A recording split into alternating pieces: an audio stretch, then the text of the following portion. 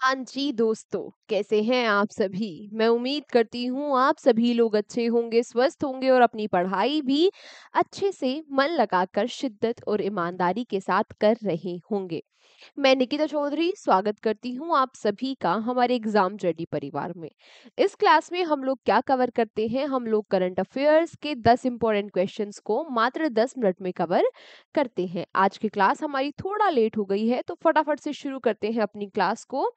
पहला क्वेश्चन आपसे पूछ रहा है कि recently when was world ozone day celebrated. क्या पूछा आप लोगों से पूछा कि हाल ही में विश्व ओजोन दिवस कब मनाया गया। तो ये जो दिन है, ये जो ओजोन दिवस है, ये हर साल मनाया जाता है। कब? बिल्कुल सही, 16 सितंबर को। अब आप लोगों के दिमाग में क्वेश्चन आना चाहिए कि ये 16 सितंबर को ही क्यों मनाया जाता है? क्यों? क्योंकि इस दिन 1987 में साइन हुआ था मॉन्ट्रियल प्रोटोकॉल। कई बार आपसे इस प्रोटोकॉल के बारे में भी डायरेक्टली क्वेश्चन पूछ लेता है। क्या था ये प्रोटोकॉल? इसमें कहा गया था कि हमें ओजोन, जो हमारी लेयर है, ओजोन जो परत है, उसका संरक्षण करना चाहिए। बात आती है क्या कि इस बार 2025 में इस दिन की थीम क्या है? थीम है from science to global action. आई बात समझ में? कहाँ हुआ था ये प्रोटोकॉल? कनाडा के मॉन्ट्रियल में। कनाडा, मॉन्ट्रियल में, ये बात भी आप याद रखना। अगला question, recently who has sworn in as the 10th chief justice of Manipur high court. अभी हाल ही में मणिपुर उच्च न्यायालय के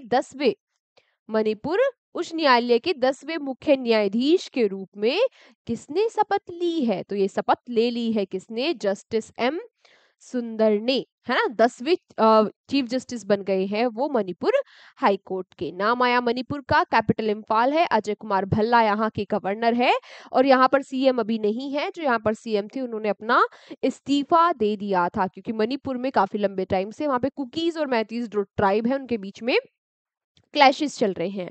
तो अभी करंटली वहां पर राष्ट्रपति शासन है, यानी प्रेसिडेंट रूल है।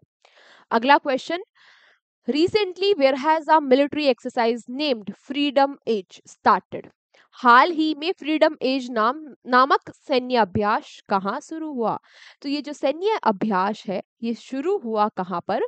साउथ कोरिया में। ये एक्सरसाइज साउथ कोरिया, जापान और यूएसए के बीच में होती है। तीनों देशों की नेवल और एयर एक्सरसाइज है, यानी कि इनकी नौसेना और वायुसेना इसमें पार्टिसिपेट करती है। बात की जाए, ये जो एक्सरसाइज है ये कहाँ पे हुई? जेजू आइलैंड पे हुई, साउथ कोरिया के। ये बात भी याद रखना। इसके अलावा क्यों की जाती है ये एक्सरसाइज? तो आए दिन नॉर्थ कोरिया जो थ्रेट देता रहता है, न्यूक्लियर बॉम्ब का थ्रेट देता रहता है, उसको कॉम्बैट करने के लिए ये तीनों देश एक साथ आकर ये एक्सरसाइज कर रहे हैं। ठीक है, यहाँ पर नाम आया साउथ कोरिया का, कैपिटल सियोल है। ला जे म्योंग यहाँ के प्रेसिडेंट है और किम मिन शियोक यहाँ के पीएम यानी प्रधानमंत्री है। अगला क्वेश्चन आपसे पूछ रहा है कि Manki Munda system which was a news lately is related to which tribe. हाल ही में खबरों में रही मानकी मुंडा प्रणाली किस जनजाति से संबंधित है? तो ये जो मानकी मुंडा जो प्रणाली है ये संबंधित है हो ट्राइब से। अब ये हो ट्राइब कहाँ की है? झारखंड की हो ट्राइब से ये संबंधित है। न्यूज में क्यों है? क्योंकि गवर्नमेंट इसमें इंटरफेयर करना चाहती है और वहां के लोग इसके खिलाफ प्रोटेस्ट कर रहे हैं। बात आती है ये मानकी मुंडा है क्या? तो ये यहाँ पर ना इनका न्याय करने का सिस्टम है। यहाँ का ये सदियों से चला आ रहा इस ट्राइब का ये सिस्टम है, जिसमें जो मुंडा होता है वो हर गांव में एक हेड अपॉइंट किया जाता है, जो गांव में होने वाले डिस्प्यूट्स को क्या करता है? रिजोल्व करता है और यहाँ पर सोशल ऑर्डर को बनाकर रखता है। ठीक है, अब जो मानकी है, मानकी 8 से 15 गांव का एक ग्रुप होता है, उसका हेड होता है मानकी, है ना। जो मुद्दे मुंडा से नहीं सुलझ पाते वो फिर मानकी के पास जाते हैं। तो ये मानकी मुंडा सिस्टम है हो ट्राइब का, झारखंड की। काफी न्यूज में है अभी, तो याद रखना। नेक्स्ट आपसे क्या पूछा गया कि which Indian vessel is participating in multinational exercise Pacific reach 2025 XPR 2025 Singapore. आपसे क्या पूछा गया कि कौन सा भारतीय पोत, यानी कि किस भारतीय वेसल पोत ने बहुराष्ट्रीय अभ्यास पैसिफिक रीच 2025, इसको क्या भी कहा जा रहा है इस एक्सरसाइज को, XPR 2025, सिंगापुर, कहाँ हो रही है, सिंगापुर में, इसमें भाग लिया। तो इसमें भारत के किस वेसल ने पार्टिसिपेट किया, भारत के INS निस्तार ने इसमें पार्टिसिपेट किया। एक्सरसाइज हो रही है सिंगापुर में, ठीक है। 15 सितंबर से ये जो एक्सरसाइज है ये स्टार्ट हुई है। आई बात समझ में? चलो नेक्स्ट आपसे पूछा गया कि recently which country which city has top in India for most student innovations under inspire award 2025। हाल ही में इंस्पायर अवार्ड दिए गए 2025 में, तो इसके तहत सबसे अधिक छात्र नवाचारों के लिए भारत में कौन सा शहर शीर्ष पर रहा, कहाँ, वो कौन सा शहर है जहां सबसे ज्यादा जो स्टूडेंट्स हैं उन्होंने अपने नवाचार का सबमिशन किया, फाइल की कि हाँ नई नई इनोवेशंस करके फाइल किए। तो ये किया है भाई मुजफ्फरपुर ने, है ना। बेंगलुरु, जयपुर जैसे शहरों को पीछे छोड़कर मुजफ्फरपुर ने इस अवार्ड, ये अवार्ड प्राप्त किया है और सबसे ज्यादा यहाँ पर स्टूडेंट्स ने इनोवेशंस फाइल किए हैं, सबमिट किए, इनोवेशन के आइडिया सबमिट किए हैं, ठीक है। यहाँ पर 7403 7403 स्टूडेंट्स ने अपना सबमिशन दिया है ना। ये जो अवार्ड है ये दिए गए department of science and technology के द्वारा, भारत सरकार का डिपार्टमेंट है ये। और ये जो इंस्पायर अवार्ड है ये किस स्कीम के तहत दिए जा रहे हैं, तो ये मानक स्कीम लॉन्च की गई थी, उसके तहत ही ये अवार्ड्स दिए जा रहे हैं। मानक की यहाँ पर फुल फॉर्म आप याद रखना क्या है, ये million minds augmenting national aspiration and knowledge, ठीक है। चलो बात की जाए, फर्स्ट पे तो मुजफ्फरपुर रहा, सेकंड पे बेंगलुरु अर्बन रहा और थर्ड पे यहाँ पे रहा बागलकोट कर्नाटका। अगला क्वेश्चन आपसे पूछ रहा है कि who is the writer of recently release book rocket dreams billionaires power and new space race. हाल ही में प्रकाशित पुस्तक rocket dreams billionaires power and the new space race, इसके ऑथर कौन है, तो इसके ऑथर है भाई कौन,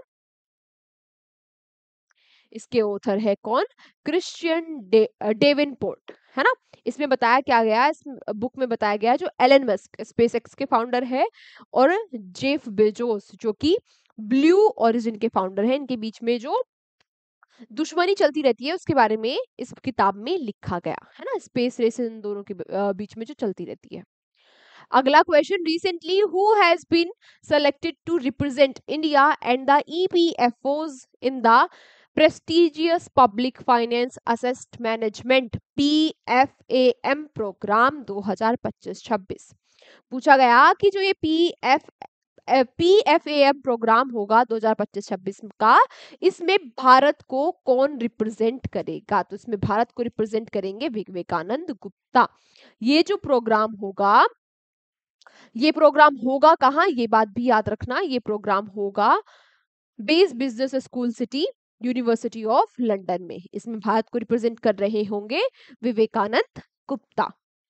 नेक्स्ट आपसे पूछा गया क्या कि Sharda Hoffman has recently passed away, who was she. अभी हाल ही में शारदा होफमैन का निधन हो गया है, ये कौन थी, तो ये एक क्लासिकल डांसर थी। क्या थी, ये क्लासिकल डांसर थी। क्लासिकल डांसर में भी ये कलाक्षेत्र भरतनाट्यम की गुरु थी, है ना। कलाक्षेत्र जो है, ये कलाक्षेत्र क्या है, ये एक स्टाइल है भरतनाट्यम का, जिसकी फाउंडर कौन है, जिसकी फाउंडर है रुक्मणी देवी अरुंदले। कला क्षेत्र की फाउंडर, हो सकता है आपसे यही क्वेश्चन पूछ लिया जाए कि कला क्षेत्र जो भरतनाट्यम का स्टाइल है इसकी फाउंडर कौन है, कौन है, रुक्मणी देवी अरुंदले। और अभी जिनका निधन हुआ वो एक क्लासिकल डांसर है शारदा होफमैन। आज का आखिरी क्वेश्चन आपसे पूछ रहा है कि recently where did PM Narendra Modi laid the foundation stone for the polypropylene unit. हाल ही में प्रधानमंत्री मोदी ने पॉलीप्रोपिलीन जो इकाई है इसकी आधारशिला रखी है कहाँ पर, तो इसकी आधारशिला रखी गई असम में, ठीक है। इसके अलावा यहाँ पर और क्या किया जाएगा, यहाँ पर bamboo based bio ethanol plant भी बनाया जाएगा। कहाँ पर बनाए जा रहे हैं ये बनाए जा रहे हैं भाई कहाँ पर, ये बनाए जा रहे हैं नुमालीगढ़ रिफाइनरी लिमिटेड में, जो कहां पर है, जो है गोलाघाट असम में। अब ये जो बायो इथेनॉल प्लांट है, इसमें क्या होगा, इसमें इथेनॉल बनाई जाएगी बैम्बू से, ठीक है। बैम्बू से इथेनॉल यहाँ पर बनाई जाएगी। नाम आया असम का, असम में ही रिफाइनरी लग रही है। तो असम में ही ये प्लांट्स लग रहे हैं। तो बात करी जाए असम की कैपिटल के बारे में, दिशपुर है। हेमंत विश्व शर्मा यहाँ के सीएम है और गवर्नर है यहाँ के लक्ष्मण आचार्य। आज की क्लास हमारी यहीं तक थी।